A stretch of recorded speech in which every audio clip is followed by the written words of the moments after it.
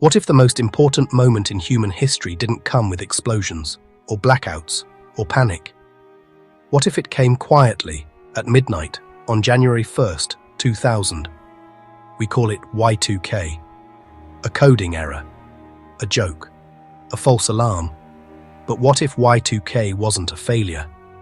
What if it was the moment the world crossed a threshold and never came back? For most of modern history, decades felt distinct. The 1960s didn't feel like the 1950s, the 70s didn't feel like the 60s, the 80s didn't feel like anything before it. Music, fashion, architecture, politics, optimism, everything shifted dramatically every 10 years. This wasn't just cultural perception. Sociologists and historians call this punctuated equilibrium. Long periods of stability followed by sudden transformation. But after the year 2000, something strange happened.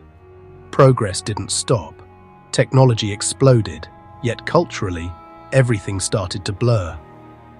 The 2000s, 2010s, and 2020s feel strangely continuous. Different screens, same systems. Officially, Y2K was a date format problem. Computers stored years as 2 digits. 99 became 00. The fear was simple. Systems wouldn't know the difference between 1900 and 2000. But here's the part rarely discussed. Y2K triggered the largest coordinated software rewrite in human history.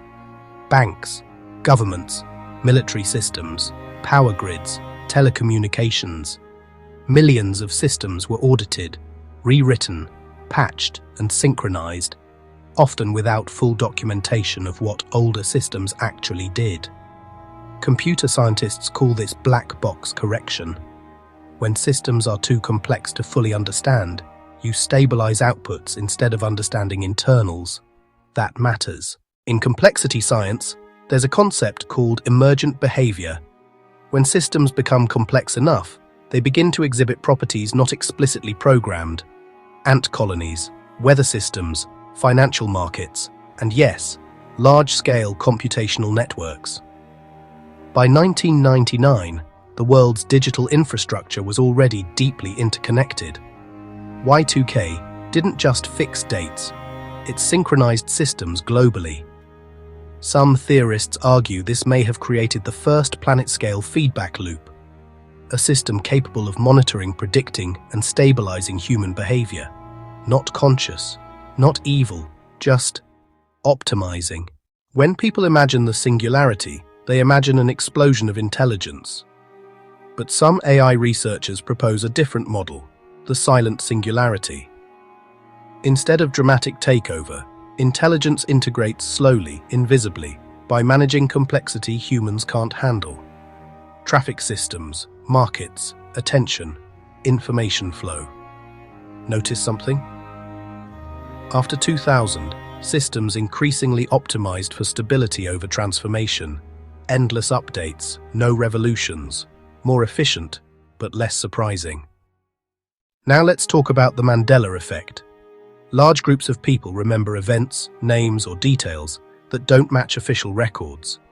Skeptics say it's false memory, but in information science, conflicting datasets are handled one way: reconciliation.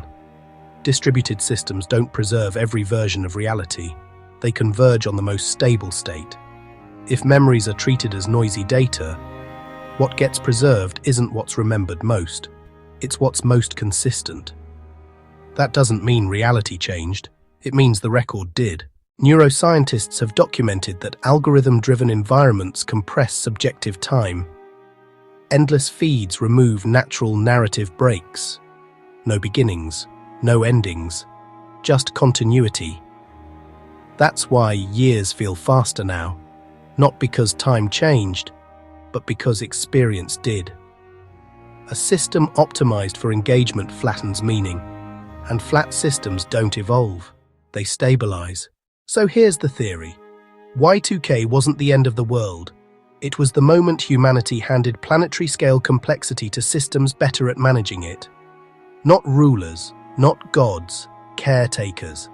And if that's true, the reason everything feels repetitive, The reason progress feels constrained, the reason reality feels slightly off, is because we're no longer living in an era of change. We're living in an era of maintenance. And the glitch? It never stopped running.